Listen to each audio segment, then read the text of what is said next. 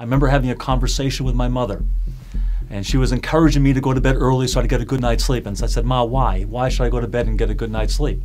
She says, so you can get up and be refreshed in the morning and do well in school. I said, why do I need to do well in school? She says, so you can go to a good college. I said, why do I need to go to a good college? She said, so you can get a good job. Why do I need to get a good job? So you can have a family and have a house and have the nice things of life. And I said, well, okay, if I have all those things, then what? She goes, then nothing, that's it. I said, is that all there is? Being the only son of a Jewish mother, I was made to feel like I was the center of the universe. It was all about me.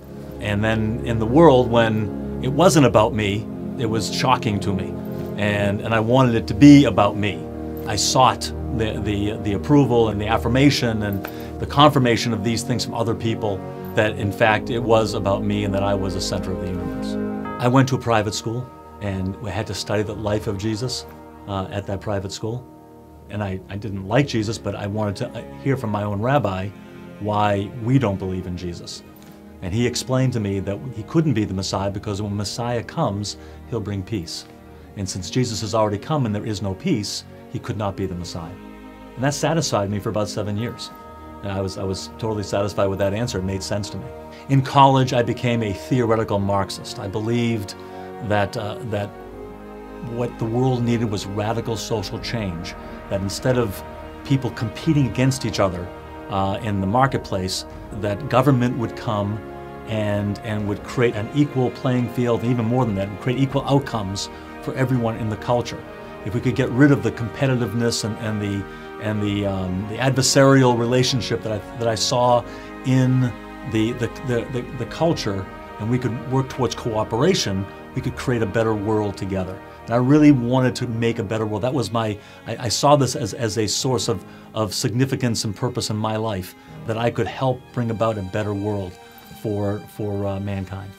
The only problem with my convictions about social change and making a better world was the problem of the brokenness in people. My own personal brokenness, I saw that, my own selfishness, my own pride, my own lust, my own greed, all of those things in my life.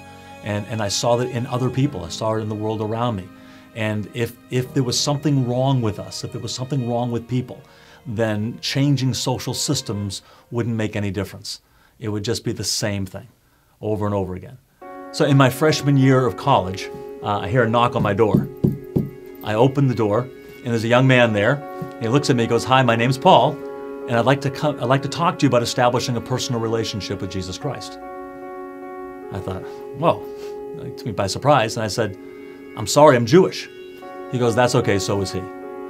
I said, yeah, you're right. Yeah, I said, come on in. So I invited him in the room. I invited some of my Jewish friends from down the hall to come join us. And then he began to explain to us why Jesus was the Jewish Messiah. So the questions that I came to college with stayed with me. And I realized if there was no God, there was no hope. That led me on a quest, on a search. And in the process of that search, I came across the prophecy in the 53rd chapter of Isaiah. And I remember reading it and thinking to myself, what's Jesus doing in my Bible? I was surprised as I read it that this was from the prophet Isaiah, the Jewish prophet. And I said, what's Jesus doing in my Bible? And I began to think, why didn't the rabbi tell me about this? Why didn't he tell me that there was a picture of Messiah other than Messiah bringing peace, but a Messiah that was going to suffer and die for us? After college, in order to make extra money, I worked nights and weekends for a kosher caterer in Boston. One night, April 30th, 1980, I was at Temple Sinai in Marblehead, Massachusetts. I was there for a donor dinner, serving a donor dinner. I was asked if I would pack up the truck so everybody else could go home and just I would be left. And I said, fine. So everybody else left. The ladies had their fundraiser inside the shul, and I was outside with a cup of coffee and a cigarette and just thinking about life. All of a sudden, inside the synagogue, the women started praying. Their prayers began to remind me of my own searching and my own struggle, my own journey that I was on. And I started thinking about Jewish history, and I started thinking about David, and I started thinking about Jesus. Is Jesus the Messiah? Is it really important who the Messiah is? Is Jesus the Son of God? Is he God? Did he ever say he was God? And couldn't he have just meant that he was close to God and intimate with God? And I said, what difference does that make what the name of God is, as long as we live a good life? And as I'm thinking these things, I'm walking around the temple parking lot, and I get to the end of the parking lot, and I look up, and before me is a gathering of light, and the light forms a figure of a man, and the man is all in light, and he's in front of a cross, not on the cross, but in front of a cross, and it's all brightly illuminated in front of me, about 20 yards away from me, as big as life. And I looked up and I saw the figure, and I said, "Oh my God, it's Jesus Christ." And my hands are shaking, and I'm shaking my head on the way home. Did I really see this? Did I really see this? And it scared me so much, I decided to try to put it out of my mind. So I spent the next couple of weeks just partying and going out to bars and just trying to forget about what had happened. And I did this for a couple of weeks of getting drunk and trying to forget. I woke up one morning, I was living at home at the time, and I woke up in the morning and I was getting my orange juice in the kitchen, and my mother looks at me and says, "Rich, what are you running from?"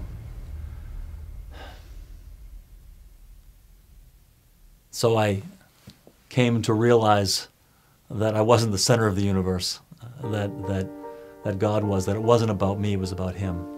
And it was about me investing my life in His purposes that He had for me. And that gave me such a feeling of meaning and purpose in my life that it was beyond anything that I could have dreamt for. I never thought I'd get the answers. I never thought that those were the kinds of things that there were answers to. But now I realize that there's a God, and that He loves me, and that love sets me free to love and serve others, and love and serve Him.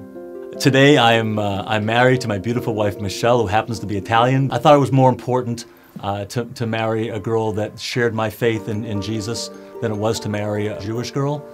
We have three wonderful boys, Joshua 27, Micah 26, and Zach 23. They all have come in their place in their life where they have asked Jesus to be their Messiah and Lord, and they are walking with Him, and so we're very proud of them. Presently I'm teaching as a professor in a graduate school in New York City, and really delight in being able to share my experience and my journey in my life with these young people in the context of a learning environment.